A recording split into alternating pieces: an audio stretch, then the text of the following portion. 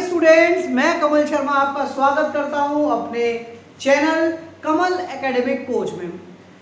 बच्चों, आज मैं 9th क्लास के लिए पहला वीडियो लेकर आया हूं। अभी तक सारे बच्चे मुझसे कह रहे थे आप केवल 10th के लिए बना रहे हैं, तो आज मैं 9th क्लास के लिए पहला वीडियो लेके आ रहा हूं जिसकी सबसे ज़्यादा डिमांड की जा रही थी। बच्चों को इक्वेशंस ऑफ मोशन के डेरिवेशन नहीं समझ में आ रहे थे, तो अभी इस वीडियो में आपको मैं बताऊंगा mathematical representation of the equations of motion. ठीक है, तब तक एक बात तो आप समझ लीजिए कि पहले वीडियो को शुरू से लेकर एंड तक देखिएगा, क्योंकि मैं आपको इसमें एक ट्रिक बताऊंगा जिससे कि आप किताबों से थोड़ा सा डिफरेंट होकर इक्वेशंस ऑफ मोशन को इजीली सीख सकते हैं। ठीक है, तो वीडियो को पूरी देखनी है। दूसरी बात क्या है कि अगर अभी तक आप लोगों ने मेरा चैनल सब्सक्राइब नहीं किया है तो उसको आप सब्सक्राइब कर लीजिए। चैनल को सब्सक्राइब कीजिए, लाइक कीजिए, ज़्यादा से ज़्यादा शेयर कीजिए और बेल आइकन को दबाना ना भूलिए, जिससे कि आपको सारे नोटिफिकेशंस टाइम टू टाइम मिलते रहें। तो आइए आते हैं अपने चैप्टर इक्वेशंस ऑफ मोशन के मैथमेटिकल रिप्रेजेंटेशन पे। ठीक है, तो सबसे पहले बात करते हैं इक्वेशंस ऑफ मोशन की। देखिए, लीनियर मोशन को समझाने के लिए there are 3 equations of motion. ठीक है, जिनको हम इक्वेशंस ऑफ मोशंस भी कहते हैं। कौन कौन सी है इक्वेशन ऑफ मोशन? पहला इक्वेशन है v = u + at, दूसरा इक्वेशन है s = ut + ½ at², और तीसरा इक्वेशन है v² = u² + 2as। तो सबसे पहले तो हमें ये पता होना चाहिए कि ये u क्या है, v क्या है, a क्या है, s क्या है और t क्या है। तो उसके लिए हम एक सेट लैंग्वेज याद करेंगे जो कि तीनों इक्वेशन ऑफ मोशन को ड्राइव करने में सबसे पहले लिखी जाएगी। क्या है वो जरा देखते हैं। हम कहेंगे let a body is moving with initial velocity u। कोई बॉडी है जो इनिशियल वेलोसिटी u से चल रही है। After travelling to time t समय चलने के बाद its final velocity becomes v। इसकी फाइनल वेलोसिटी v हो जाती है। ठीक है, during this time its acceleration is a and it travels a distance s। इस ड्यूरेशन में उसका एक्सेलरेशन कितना है? a है, और अगर वो s डिस्टेंस तय करती है, s मीटर की दूरी तय करती है, तो हम कैसे इनका डेरिवेशन करेंगे। ये पर्टिकुलर लैंग्वेज है जो तीनों इक्वेशंस ऑफ मोशन में सबसे पहले लिखी जाएंगी। ठीक है, और तीनों में ही कॉमन रहेगी। तो आप बात करते हैं पहली इक्वेशन ऑफ मोशन को हम कैसे वेरीफाई कर सकते हैं। v = u + at। हम कहेंगे, जैसा कि हमने कहा कि एक्सेलरेशन क्या है? a है, तो हम एक्सेलरेशन का फॉर्मूला लिख लेंगे। एक्सेलरेशन क्या होता है? a = फॉर्मूला होता है rate of change of velocity, यानी कि v - u/t। यहां से क्रॉस मल्टीप्लाई कर सकते हैं, तो क्या हो जाएगा? v - u क्या हो जाएगा? at। और u को आप ट्रांसफर कर दीजिए, तो क्या हो गया? v = u + at। ये आपकी पहली इक्वेशन वेरीफाई है। समझ में आया? केवल एक्सेलरेशन का फॉर्मूला लिया। एक्सेलरेशन a = क्या होता है? v - u/t, क्योंकि एक्सेलरेशन की डेफिनेशन क्या होती है? The rate of change in the velocity of an object is known as acceleration। ठीक है, तो यहां से क्रॉस मल्टीप्लाई किया, a/1 क्या हो गया? v - u, और a को मल्टीप्लाई t से क्या हो गया? at। क्या बन गया? v = u + at। ठीक है, सेकेंड इक्वेशन ऑफ मोशन है s = ut + ½ at²। इसके लिए आपको वही करना है। क्या? Let a body is moving with an initial velocity u. After traveling to time t, its final velocity becomes v. During this time, its acceleration is a and it travels a distance s। ये आपको common लिखना है। यहां पर एक specific जुगाड़ आपको याद रखनी है। आप क्या कहेंगे particularly? Then the average speed of the body, क्या कहेंगे? Average speed of the body क्या होती है? Average speed u plus v upon 2। उसकी इनिशियल वेलोसिटी है u, फाइनल है v, तो एवरेज वेलोसिटी क्या हो गई u plus v upon 2।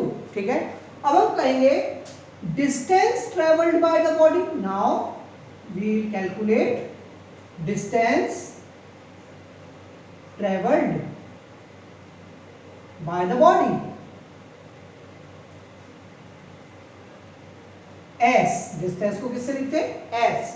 s is equal to, distance is equal to क्या होता है? Speed into time. बस अपने को क्या ध्यान रखना है, स्पीड की जगह क्या लिखना है? एवरेज स्पीड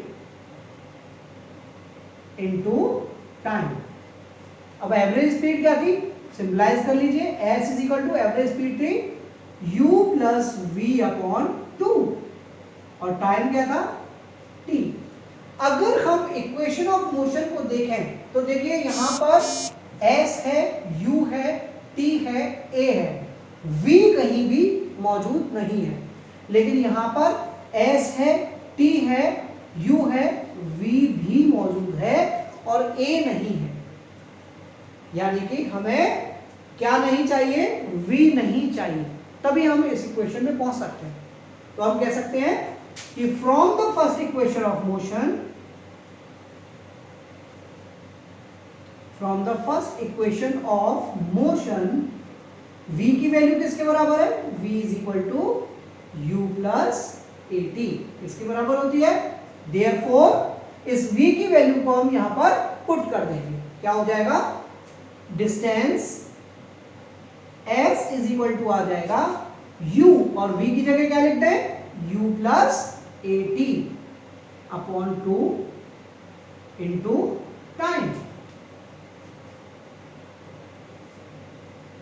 ठीक है, अब u प्लस u कितना हो गया? 2u plus 80 upon 2 into time. s is equal to, t का अंदर मल्टीप्लाई कर दीजिए, 2ut plus at square upon 2। अब इस 2 का अलग अलग डिवाइड दे दीजिए, कैसे? s is equal to 2ut upon 2 plus at square upon 2। इस 2 से 2 कैंसिल हो गया, क्या बच गया? s is equal to ut plus at square upon 2 लिख दीजिए या हाफ at स्क्वायर लिख दीजिए, बात एक ही है। ठीक है, देख सकते हैं एक बार दोबारा से। यहां से हमने क्या किया? पहले average speed into time put किया, फिर इस v की जगह हमने इसकी वैल्यू को रिप्लेस कर दिया, v is equal to u plus at। तो v की जगह u प्लस at पुट कर दिया, u प्लस u कितना हो गया? 2u plus at upon 2 into t, फिर t का अंदर मल्टीप्लाई कर दिया, 2ut plus at square upon 2, 2 का अलग अलग डिवाइड कर दिया, 2ut upon 2 plus at square upon 2। इस 2 से 2 कैंसिल, क्या बच गया? s is equal to ut plus half at square, और ये वेरीफाई हो गया। ठीक है, इसके बाद थर्ड इक्वेशन में हम लोग चलते हैं। थर्ड इक्वेशन होती है v square is equal to u square plus 2as। इसको मैं रब कर दे रहा हूं, v square is equal to u square plus 2as। देखो यहां पर एक ट्रिक मैं आपको बता रहा हूं, आपके बुक में जब कभी भी डेरिवेशन बताया हुआ है, वो आपको बताया है कि as we know from the second equation of motion, वो सेकंड इक्वेशन लिखवाते हैं और वहां पर आपको वैल्यू पुट करने को बोलते हैं। थोड़ा सा कैलकुलेशंस ज्यादा होती है तो बच्चे कंफ्यूज हो जाते हैं। हम इसमें जुगाड़ लगाएंगे, हम इसको कहां से पिक करेंगे? जैसे अपने सेकंड इक्वेशन ऑफ मोशन को किया था, यानी कि अगर हम कहें थर्ड इक्वेशन कैसे वेरीफाई हो सकती है, तो हम वही लिखेंगे, we know that the average speed of the body. पहले वही सारी लैंग्वेज लिखेंगे, क्या? That a body is moving with a initial velocity u, after traveling to time t, its final velocity becomes v. During this time its acceleration is a and the distance traveled by the body is s. Then the average speed of the body will be u plus v upon 2. ठीक है, and now the distance traveled by the body s is equal to average speed into time। और यहां तक बिल्कुल same है, यहां तक same है। एवरेज स्पीड क्या थी? u plus v upon 2 into time. अब देखिए यहां पर v है, u है, a है, s है, लेकिन क्या नहीं है? t नहीं है। और यहां पर हमारे पास क्या है? s है, u है, v है, और t है, लेकिन क्या नहीं है, a नहीं है, यानी कि हमें इस t को यहां से हटाना होगा। कैसे हटा सकते हैं हम कहेंगे from the first equation of motion, from the first equation of motion v is equal to क्या होता है, u प्लस ए टी। तो ए टी इक्वल्स टू क्या हो जाएगा, v minus u upon v minus you हो जाएगा, और t इज इक्वल टू क्या हो जाएगा, v माइनस यू अपॉन ए। ठीक है, तो इस t की वैल्यू को यहां से हम ले जाकर यहां पर पुट कर देंगे। Therefore distance travelled s is equal to क्या आ जाएगा, s इज इक्वल टू आ जाएगा, इस u प्लस v की जगह मैं लिख देता हूं v प्लस यू, कोई फर्क नहीं पड़ेगा, v plus you upon 2 into v minus u upon a। ऊपर ऊपर का मल्टीप्लिकेशन, नीचे नीचे का, तो क्या आ जाएगा, v plus u v minus u upon 2a is equal to s।